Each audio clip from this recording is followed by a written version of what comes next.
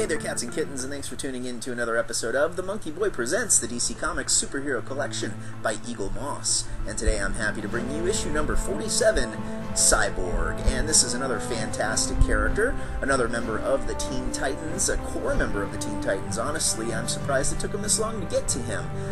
He is, of course, featured on the animated Teen Titans series. He's appeared on episodes of Smallville, as well as other animated series that I can't think of off the top of my head. Wonderful character, a powerhouse in the DC universe, which of course we'll find out about in his magazine, which we'll cover first, and it will tell us pretty much everything we need to know about Victor Stone here, and then we'll take a look at the figure itself, covering the good, the bad, and the ugly. Very excited to bring this one to you. A wonderful figure for the most part. He is not flawless. Of course, you'll see that once we get to it. Please sit back, relax, enjoy issue number 47 of the DC Comics Superhero Collection by Eaglemoss, Cyborg. First up, Cyborg's character section.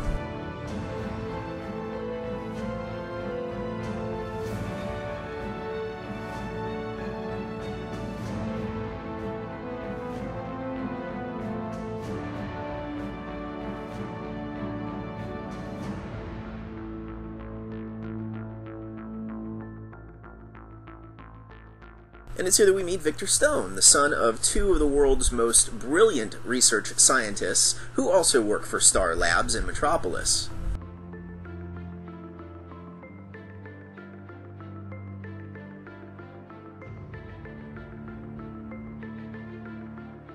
While Vic was attending college, he still helped out around Star Labs, and it was one night while he was there that an explosion occurred in his mother's laboratory. When he rushed in, he found her buried under rubble, and as he tried to rescue her, the building came down around him, killing his mother and trapping Vic under the rubble.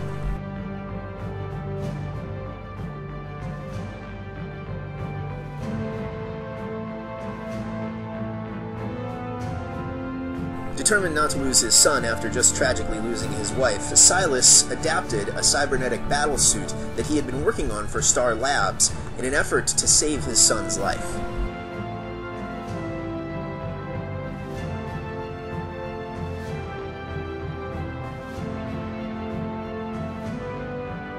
We see Vic adjusting to his new appearance, at first a little bit ashamed and embarrassed by it, wearing trench coats and fedora hats and the like. Eventually, though, he stumbled upon a public park where he met a group of handicapped teenagers.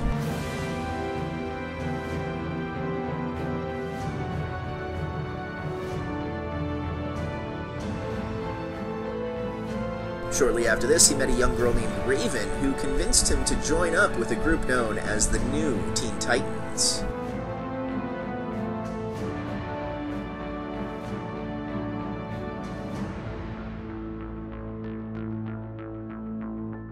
Vic embraced the superhero lifestyle, becoming one of the most popular Titans, but still longed to appear more human and be normal. Meanwhile, Star Labs had developed an experimental new polymer that resembled human flesh. Vic jumped at the chance and underwent an extremely risky surgery to have his cybernetic limbs replaced.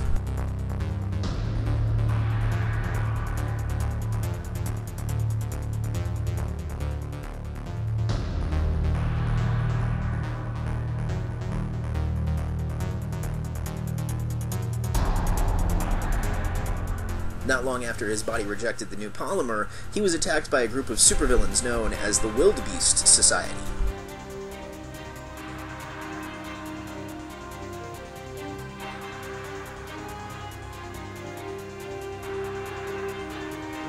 While searching for a way to restore Cyborg's consciousness, the Teen Titans encounter an alien race known as the Technus.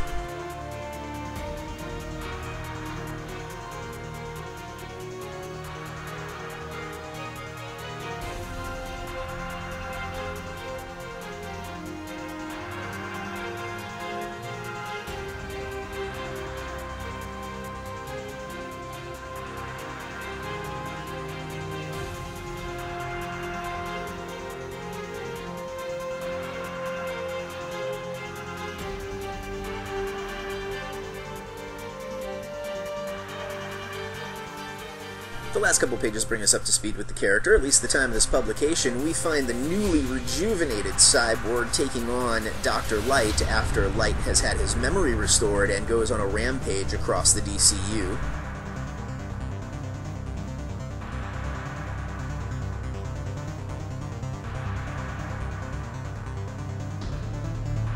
We also find Cyborg stayed on with the Teen Titans and volunteered to lead and mentor a new group known as the Titans East, which included former foes Kid Devil and Ravager.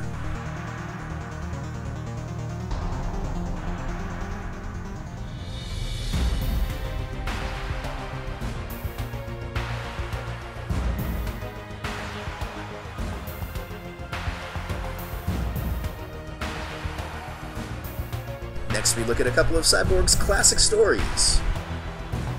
First, JLA Titans, the Technis Imperative.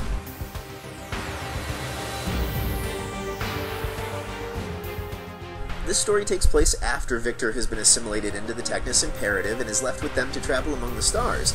It opens with the Technis returning to Earth, and the JLA and Titans misinterpret their intentions as hostile. In the end, it's revealed that the Technis are just looking for a new homeworld, and Victor's trying to help them while at the same time return to a physical form and join back up with his Teen Titan allies. We also look at Teen Titans Spotlight Cyborg.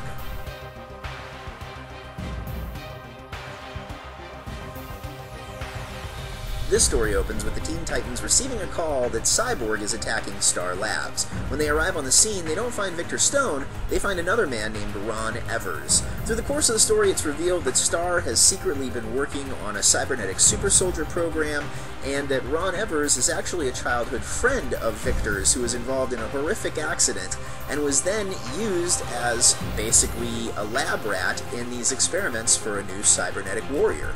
It's a very interesting story, and it shows Victor having to think outside the box to take down not just one cybernetic opponent, but a number of them. Cyborg's Friends and Foes section features his best friend and teammate Beast Boy and his parents, Silas and Elizabeth. And finally, the original thinking section continues the DC timeline with Part 38, Stability.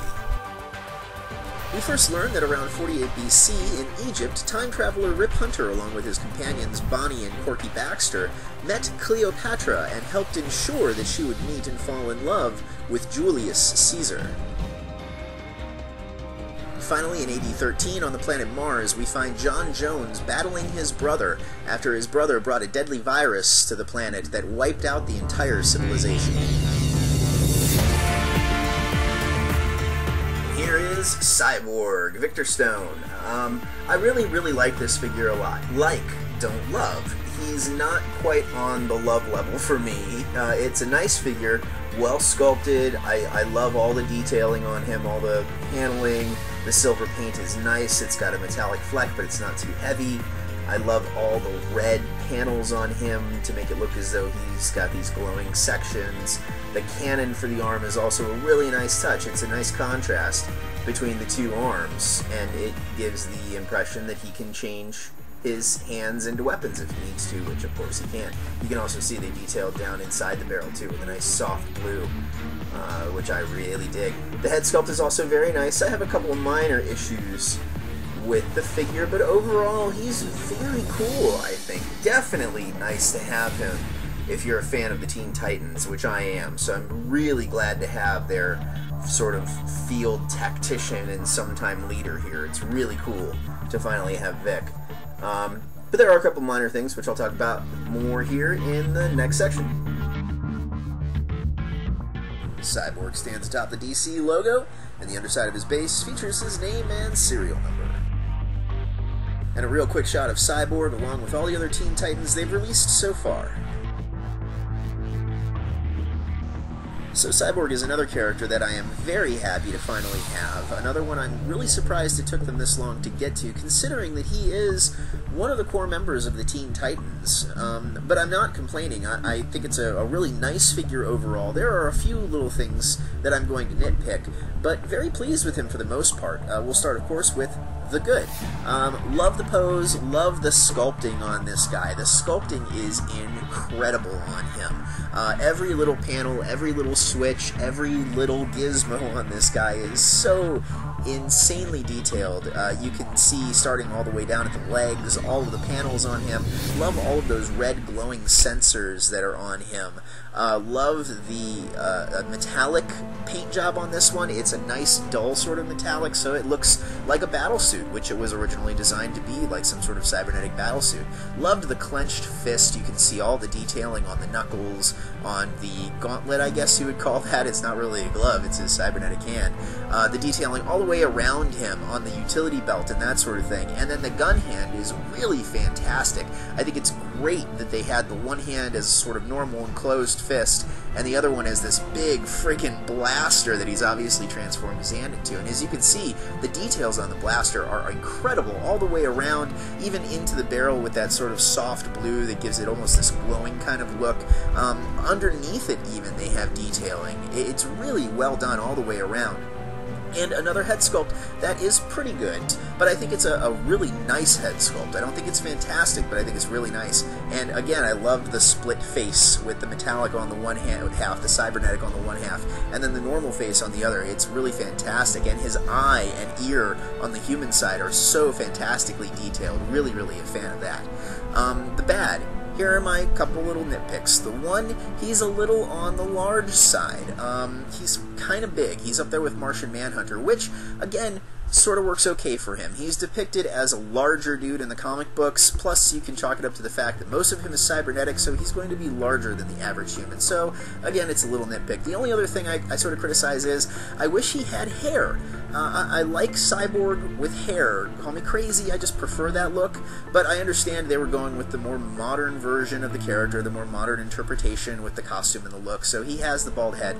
It's fine, just a little fanboy wish of mine. I prefer him with hair, so whatever. The ugly, nothing fragile about this guy, really nothing ugly on him. Really don't have to be too careful with him. He's solid. Overall, very happy with this guy. Thrilled to finally have him. Nice to put him along with all the other members of the Teen Titans. Can't wait till we get to Beast Boy so you can see all of the new Teen Titans together finally. And overall, very happy to have this guy. I think he is a must-have, especially if you're a fan of the Teen Titans. Definitely one to pick up. Thank you guys so much for tuning into this review. I hope you have enjoyed it. Please stay tuned for a quick teaser of the next figure in the line, another hero, another member of the Justice League, and another very colorful, different character that I'm excited to bring to you. So stay tuned for that. As always, I am your host, the Monkey Boy, aka Jay to his friends. Thanks for watching.